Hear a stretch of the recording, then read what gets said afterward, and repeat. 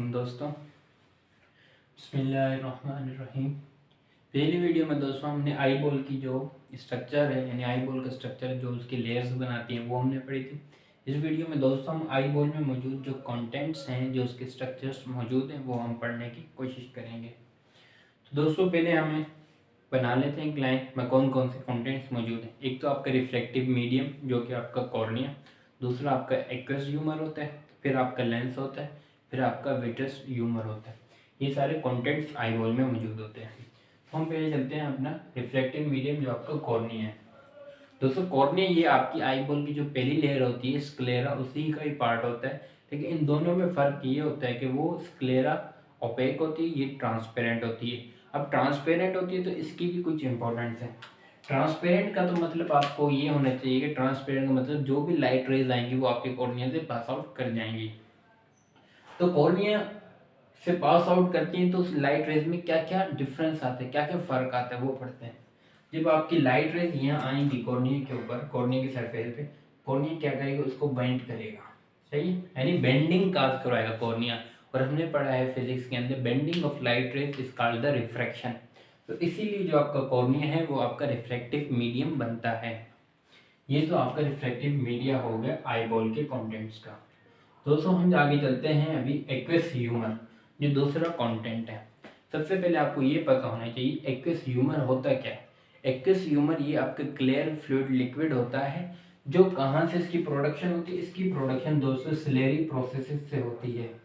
ये दोस्तों आपके सिलेरी प्रोसेसेस हैं।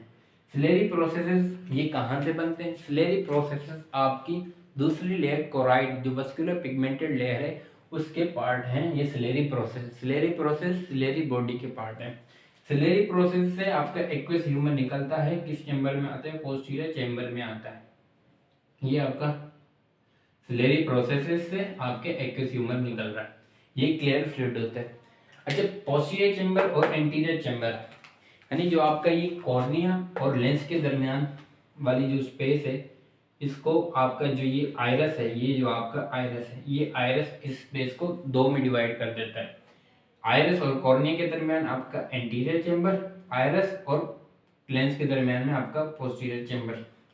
जब दोस्तों सिलेरी प्रोसेस आपका एक्वस ह्यूमर सिक्रीट आउट करता है तो एक्वस ह्यूमर ये आपका दरमियान में जो ये होल है, इस होल को हमने पिछली वीडियो में पीपल पढ़ा था। तो इस पीपल से निकल के एंटीरियर चेंबर में आता है एक्वस ह्यूमर। एक्वस ह्यूमर जब आपके एंटीरियर चेंबर में आता है तो ये canal of Schlemm, CANAL, canal of CH Schlemm में ड्रेन आउट हो जाता है, सही। अब ये जो एक्वस ह्यूमर कहाँ से प्रोड्यूस हो रहा है और कहाँ जा रहा है ये तो होगी। इसका फंक्शन क्या है एक्वस ह्यूमर का, एक्वस ह्यूमर का फंक्शन बहुत सिंपल सा है। दोस्तों पहले आपने याद रखना है कि एक्वस ह्यूमर जो है वो आपकी आई बॉल के स्ट्रक्चर की जो इसकी टेक्सचर है उसको मेंटेन रखता है, यानी आई बॉल के स्ट्रक्चर को मेंटेन रखता है। और इंट्रा ऑक्यूलर प्रेशर क्या करता है, उसको बरकरार रखता है। इंट्रा ऑक्यूलर प्रेशर भी मेंटेन रखता है और आई बॉल को सपोर्ट भी करता है, आपके लेंस को सपोर्ट करता है। और कल हमने बात पढ़ी थी जो आपकी पहली लेयर है वो एवस्कुलर होती है, तो कॉर्निया के पास कोई ब्लड वेसल नहीं, तो इसकी नरिशमेंट के लिए भी एक्वस ह्यूमर इसको नरिश करता है और साथ साथ लेंस को भी नरिश करता है। ये एक्वस ह्यूमर हो गया। इसकी क्लिनिकल पढ़ लेते हैं एक्वस ह्यूमर की। एक्वस ह्यूमर की क्लिनिकल ये है ग्लूकोमा। ग्लूकोमा क्या होता है, ये सिंपल सा है, जब भी कैनाल ऑफ शेलहम में आपका एक्वस ह्यूमर की ड्रेनेज स्टॉप हो जाए, ब्लॉकेज हो जाए, तो यहाँ पे आपका इंटर ऑक्यूलर प्रेशर इंक्रीज हो जाएगा जो आपके लेंस को इफेक्ट करेगा। जब आपका लेंस इफेक्ट होगा तो लेंस से जो लाइट रेस की जो बेंडिंग है, जो रिफ्रैक्शन है, वो नहीं हो पाएगी। जब वो नहीं होगी तो पीछे रेटिना पे इमेज नहीं बनेगी। तो ये आपकी एक क्लिनिकल कंडीशन। हाँ, ये तो आपका एक्वस ह्यूमर होगा। अब चलते हैं विट्रस बॉडी की तरफ। विट्रस बॉडी आपकी यहाँ पोस्टीरियर ऑफ द लेंस के पीछे मौजूद होती है, यानी आपकी पोस्टीरियर लेंस की पोस्टीरियर साइड पे आपकी विट्रस बॉडी होती है। विट्रस बॉडी भी कुछ भी नहीं है, ये आपका एक जेली लाइक मटेरियल होता है। तो ये पूरी यहाँ पे इसको कवर करता है ये बॉडी, विट्रस बॉडी ये transparent jelly like body gel होती है, सही है। अच्छा, इस पीछे से एक कैनाल जाती है यहाँ पे जिसको हम कहते हैं हाइड कैनाल। हाइड कैनाल आपकी ऑप्टिक डिस्क से लेके posterior surface of the lens तक आती है। ये हायोइड कैनाल ये आपका एम्ब्रियोलॉजिकल रेमनेंट है। मैं before the birth in the foetus यहाँ पे हाइलाइट आर्टरी होती थी। वो हाइलाइट आर्टरी क्या कर रही थी, नरिशमेंट प्रोवाइड कर रही थी अंदर के कंटेंट्स को। तो आफ्टर बर्थ ये आपकी हाइलाइट आर्टरी क्या हो जाती है, डिसअपेयर हो जाती है। लेकिन जहाँ पे हाइलाइट आर्टरी होती है वहाँ पे कैनाल बन जाती है, उसे हम कहते हैं हाइलाइट कैनाल कहते हैं। ये आपका विट्रस बॉडी। विट्रस बॉडी में आपको और क्या क्या याद रखना है, विट्रस बॉडी के फंक्शन ये हैं, ये तो ये पीछे पूरे जो पोस्टीरियर है इसको क्या करता है, सपोर्ट करता है। और जो आपका न्यूरल पार्ट है आपके रेटिना का, उसको प्रोटेक्ट, उसको उसके दूसरा पार्ट है पिगमेंट, उन दोनों को कॉन्टेक्ट से बचा के रखता है। और विट्रस बॉडी का मेन फंक्शन ये है, ये आपका मैग्नीफाइंग पावर रहता है, magnifying power of the lens, eye lens होता है, सही, यानी मैग्निफिकेशन में काम आता है आपका विट्रस बॉडी। विट्रस बॉडी आपका पोस्टीरियर में और एक्वस ह्यूमर आपका एंटीरियर ऑफ द आईबॉल में होता है। चौथा पार्ट जो है, जो चौथा कंटेंट है वो आपका लेंस है।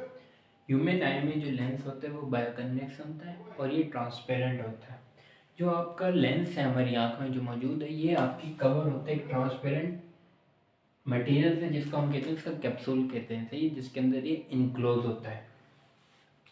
जिसकी पोजीशन क्या होती है, लेंस की पोजीशन बहुत सिंपल है, आपको पता है लेंस के सामने आइरस है, या फिर आपका एक्वस ह्यूमर, या फिर कॉर्निया एंटीरियर पे, पोस्टीरियर पे आपका विट्रस बॉडी मौजूद है।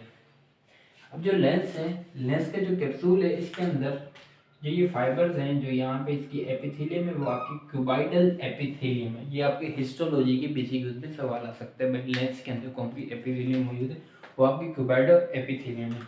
जब क्यूबाइडल एपिथेलियम जब ज़्यादा होती है, एग्रीगेट होती है, तो यहाँ से इसकी इक्वेटर से क्या बनते हैं, फाइबर्स बनते हैं। इसके इक्वेटर से फाइबर्स बनते हैं जो दोनों साइड जाते हैं, उस फाइबर्स को हम कहते हैं लेंस फाइबर्स, सही, ये रेडिएटिंग होते हैं, सही, लेंस फाइबर्स। अच्छा, ये पूरे इसको कवर कर देते हैं इसके ये फाइबर्स, और फाइबर्स किसके मिलके बने होते हैं, ये आपकी क्यूबाइडल एपिथेलियम से मिलके बने होते हैं। ये आगे एंटीरियर की तरफ भी और पोस्टीरियर की तरफ भी, सही।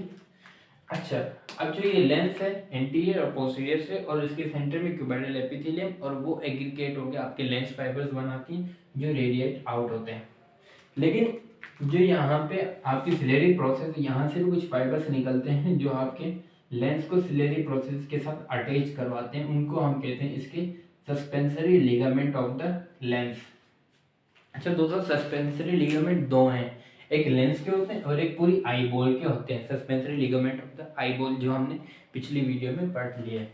अब सस्पेंसरी लिगामेंट में नॉर्मली जो सस्पेंसरी लिगामेंट ऑफ लेंस है उनमें नॉर्मली टेंशन होती है।